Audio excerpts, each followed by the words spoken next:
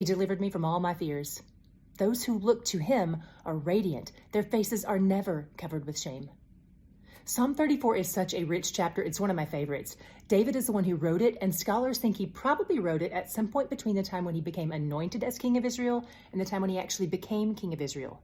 During that 15-year window, there were many times when his life was in danger, and he wrote this psalm about one of those times. You can read about it in 1 Samuel 21.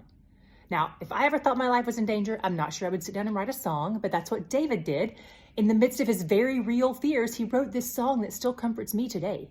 In the midst of his fears, David sought the Lord.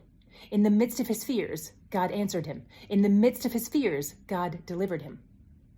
I don't know what you're facing today, but David has some words of encouragement for you here.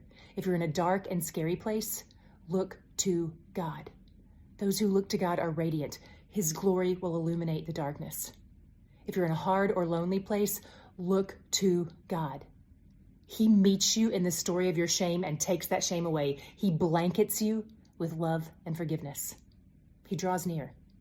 So if you're in any of those places or any other kind of difficult place, I would love for you to go read this whole chapter, Psalm 34. I think God might have some words that are especially for you today. He loves you. His eyes and ears are toward you. His heart is for you. Go read about it.